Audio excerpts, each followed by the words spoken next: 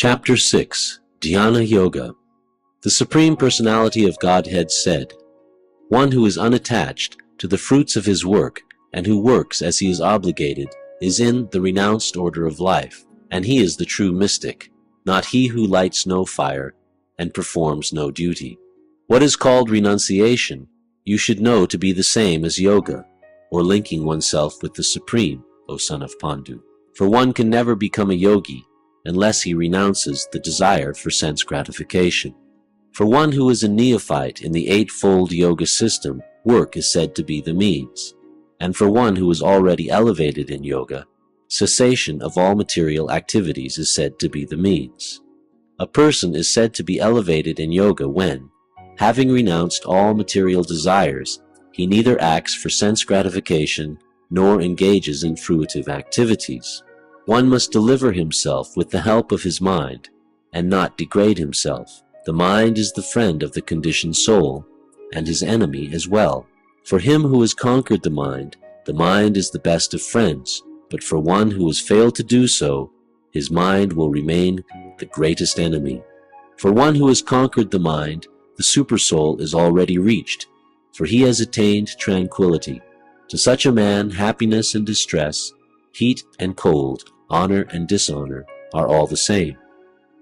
A person is said to be established in self-realization and is called a yogi or mystic when he is fully satisfied by virtue of acquired knowledge and realization. Such a person is situated in transcendence and is self-controlled. He sees everything, whether it be pebbles, stones, or gold, as the same. A person is considered still further advanced when he regards honest well-wishers, affectionate benefactors, the neutral, mediators, the envious, friends and enemies, the pious and the sinners, all with an equal mind. A transcendentalist should always engage his body, mind, and self in relationship with the Supreme. He should live alone in a secluded place, and should always carefully control his mind. He should be free from desires and feelings of possessiveness. To practice yoga, one should go to a secluded place, and should lay kusha grass on the ground, and then cover it with a deerskin and a soft cloth.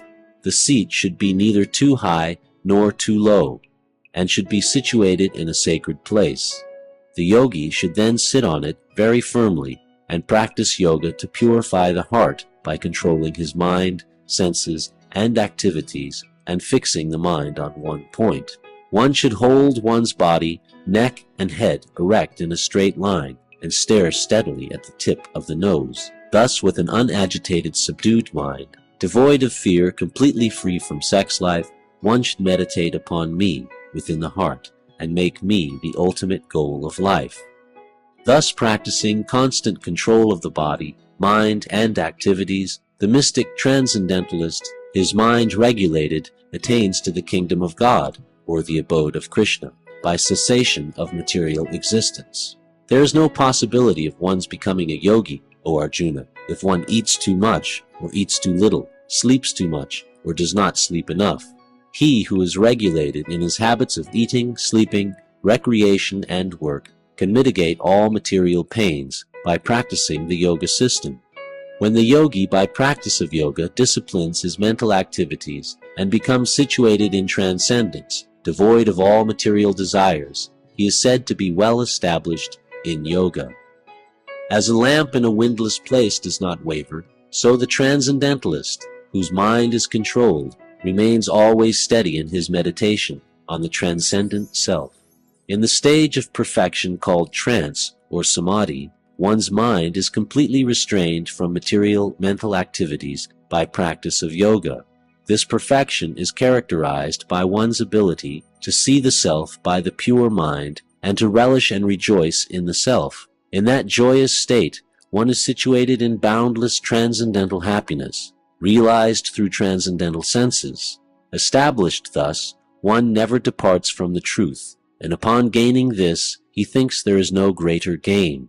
Being situated in such a position, one is never shaken, even in the midst of greatest difficulty.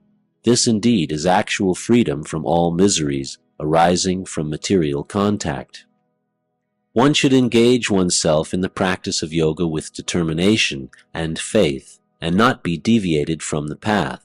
One should abandon without exception all material desires born of mental speculation, and thus control all the senses on all sides by the mind. Gradually, step by step, one should become situated in trance by means of intelligence sustained by full conviction, and thus the mind should be fixed on the self alone and should think of nothing else. From wherever the mind wanders due to its flickering and unsteady nature, one must certainly withdraw it and bring it back under the control of the self. The yogi whose mind is fixed on me verily attains the highest perfection of transcendental happiness. He is beyond the mode of passion. He realizes his qualitative identity with the Supreme, and thus he is freed from all reactions to past deeds. Thus the self-controlled yogi, constantly engaged in yoga practice, becomes free from all material contamination and achieves the highest stage of perfect happiness in transcendental loving service to the Lord. A true yogi observes me in all beings and also sees every being in me. Indeed, the self-realized person sees me, the same Supreme Lord, everywhere. For one who sees me everywhere and sees everything in me, I am never lost, nor is he ever lost to me. Such a yogi who engages in the worshipful service of the Supersoul, knowing that I and the Supersoul are one, remains always in me in all circumstances. He is a perfect yogi who, by comparison to his own self, sees the true equality of all beings in both their happiness and their distress, O Arjuna. Arjuna said, O Madhusudana, the system of yoga which you have summarized appears impractical and unendurable to me, for the mind is restless and unsteady. For the mind is restless, turbulent, obstinate, and very strong, O Krishna, and to subdue it, I think, is more difficult than controlling the wind. Lord Sri Krishna said, O mighty armed son of Kunti, it is undoubtedly very difficult to curb the restless mind, but it is possible by suitable practice and by detachment.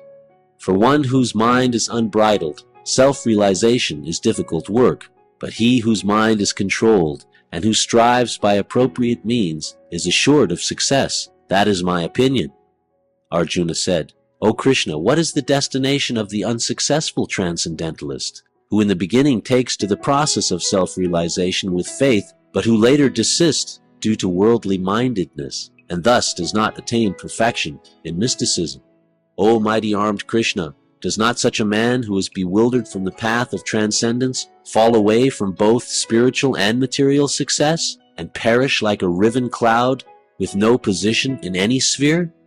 This is my doubt, O Krishna, and I ask you to dispel it completely, but for you no one is to be found who can destroy this doubt. The Supreme Personality of Godhead said, Son of Pritha, a transcendentalist engaged in auspicious activities does not meet with destruction either in this world or in the spiritual world.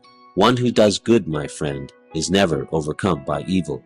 The unsuccessful yogi, after many, many years of enjoyment on the planets of the pious living entities, is born into a family of righteous people, or into a family of rich aristocracy, or, if unsuccessful after long practice of yoga, he takes his birth in a family of transcendentalists who are surely great in wisdom. Certainly such a birth is rare in this world. On taking such a birth, he revives the divine consciousness of his previous life, and he again tries to make further progress in order to achieve complete success, O son of Kuru. By virtue of the divine consciousness of his previous life, he automatically becomes attracted to the yogic principles, even without seeking them. Such an inquisitive transcendentalist stands always above the ritualistic principles of the scriptures, and when the yogi engages himself with sincere endeavor in making further progress, being washed of all contaminations, then ultimately, achieving perfection after many, many births of practice, he attains the supreme goal. A yogi is greater than the ascetic, greater than the empiricist, and greater than the fruitive worker. Therefore, O Arjuna, in all circumstances, be a yogi. And of all yogis, the one with great faith who always abides in me, thinks of me within himself, and renders transcendental loving service to me, he is the most intimately united with me in yoga and is the highest of all. That is my opinion.